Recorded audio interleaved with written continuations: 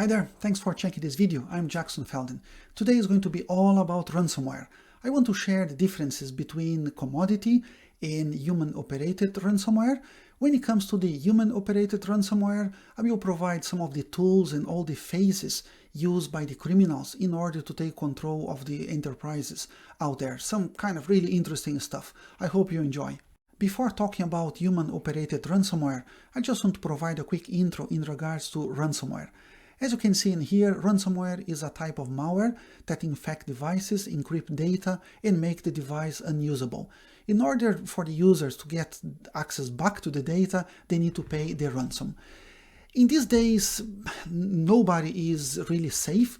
The gangs are going after all sorts of organizations around the world. It really doesn't matter the size. But as you can see in these numbers provided by Microsoft from a document called Azure Defenders for Ransomware Attack, published last September or September 2021, the companies like the banking sector, the energy, health system, and media are still the big targets for the gangs out there. Okay, talking about a commodity ransomware, this is not too complicated to understand. Basically, there are 3 or 4 stages in here. The first one, of course, the criminals will build malware and we will start exploiting vulnerabilities in order to kind of inject that malware into the system. The system, when it's compromised, will kind of auto spread to different systems.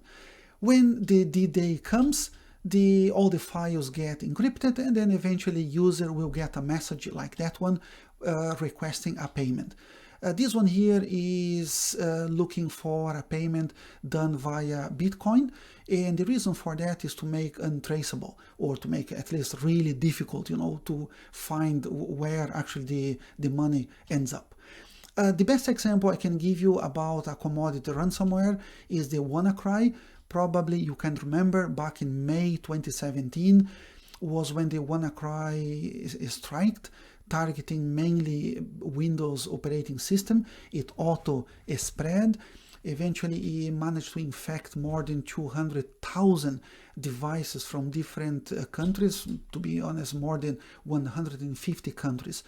The targets that time was Windows XP and Windows Server 2003, because there was a I wouldn't say well known, but there was a exploit available, and some companies, they kind of forgot to apply the patches to mitigate that problem. The initial demand was for $300 American dollars, and after 6 days the price would go, let's say, went up from 300 to 600. Okay, that's a good example about commodity ransomware. Things get much more complicated and to a whole new level is when we are talking about human-operated ransomware. These days there are criminals out there kind of well established with proper customer service, with support service, and so on. The idea here is, of course, they need to put their hands on the first device. The attacks come from different ways. I have the next slide to give you some more information, but for now I could stick with 3, throughout a phishing attack, or we'll try to redirect your users to a malicious website where they will pretend is a Office 365, let's say password change. They will exploit vulnerabilities, of course, and use systems like, RDP brute force. What they really need is one system to start, the command and control infrastructure. Some gangs, if they are looking for a quick money, they start, before starting exploring all the options on your network, they might be looking for a quick money, like doing a coin miner or doing a mass mail as well. But the next step is really to escalate the user credentials, because when they get access to the first user, that user could be an end user who is not a really administrator. I decided here to provide some of the tools used by the criminals. Of course, my video, I don't want to create any hacker, but the idea is to provide the tools, and then eventually if you come across to any alert on your antivirus, on your kind of system, for example, with Mimikatz activity, that's really a red flag that will demand kind of deep investigation. Mimikatz probably is the most common one used to escalate to do the credentials thief. Okay, when they get a user to a kind of new level with admin permissions, the next step is to start doing a discovery. They could use tools like the AD Find and even LDAP to start exploring all the Active Directory infrastructure, going after the domain controllers, start getting all the usernames and so on. The next step is to do a network scan and lateral movement as well. They will be using tools like Angry IP, Advanced Port Scanner to start looking after all the servers, file servers, database servers, and so on. Next step, very important, is the time when they start basically decreasing the security controls. They can use tools like the test kill, the netstop, and so on to basically disable antivirus, disable all the security controls on your organization. I'm talking about, end user devices and servers as well.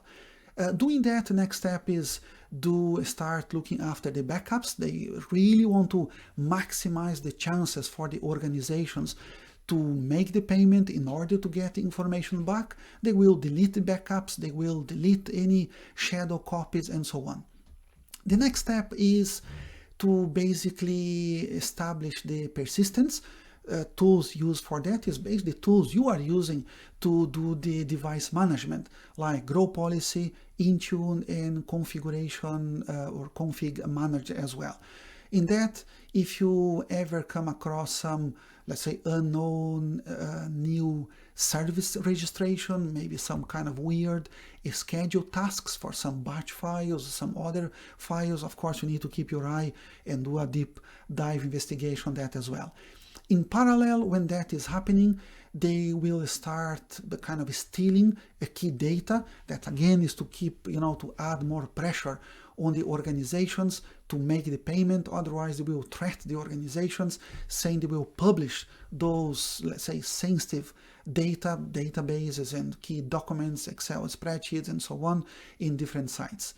And then when the time is right for them, when they have full control and full access to the organizations, they can use tools like Grow Policy, Intune, and Configuration Manager to push the payload and then eventually encrypt all the key information in that organization. And then after the encryption, of course, a message comes depending the payload, depending the criminal, gang out there, you will get a message, for example, like that one presented in here. And to add more pressure on the organizations in terms of, to make the payment, they will threat as well on the name and shame, basically where they kind of publish the organization name and some key information, some key kind of sensitive file in some websites out there.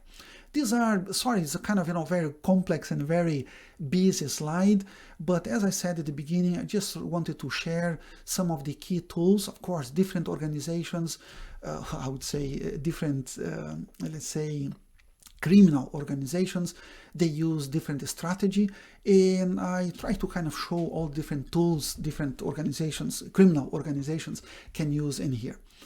Anyway, that's the story behind the human-operated ransomware.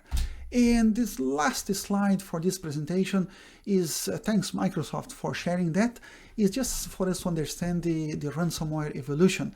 Ransomware is not really new. As you can see in here, back in 2013 was when, initially we started seeing some kind of activities where files got compromised and got kind of, encrypted. But it was more in around 2019 when we started, seeing some human-operated ransomware, when things became much more complex, and the idea was not, to encrypt some files, but the idea was to encrypt every single file from organizations, usually enterprise, and then not demanding only 300 euros or $300 or $600. Now we are talking about millions of ransom. Okay, and just to finish off this presentation, some of the most common entry points for the attackers, to get access to the first device is, I believe, phishing is still the most popular, and everybody still need to keep working hard on the end users and keep delivering training for them not to kind of click without thinking in any email. Social media and instant messaging as well is still popular to drive users to install malware. On top of that, visiting unsafe and suspicious and fake websites as well is a good entry point. Opening file attachment that will, of course, install a malware on the system to allow the criminals to get access. Malicious Office macros that comes with Excel and Word documents as well, if the protection systems are not really in place. Vulnerabilities on the operating system, probably I don't need to tell you. We still need to work hard to make sure all the operating system and every single application is running with the latest version and fully patched all the time. Poorly configured security, that's happened quite a lot. Some organizations out there, they do have the license, they do kind of buy the right tool to prevent ransomware, to prevent malware, but eventually they don't have the knowledge or the capacity to do to implement the proper control and implement the proper configuration. Malicious applications and plugins that could come with a kind of Google Chrome, Microsoft Edge, and Firefox, and so on. And of course, some gangs are still looking to deploy the malware via USB devices. What they do is they create, they kind of embedded the bad application into a USB devices, then they just drop into the car parking. Then next morning they are looking for somebody to come eventually get a USB where there is a label saying my private pictures or my bank details backup, or something interesting enough when it comes to the name, and then to lead those users to, when they get into the organization, to stick that device into their laptops, and then this is what the gangs need to get control to the first device. Again, you need to kind of teach your users to never ever to get and plug any unknown USB device into a laptop or into a server. Anyway, that was pretty much what I wanted to share today about the commodity versus human-operated ransomware. I hope you enjoyed this video. If so, please give a quick like, subscribe my channel, and I really hope to see you next time. Thanks for watching.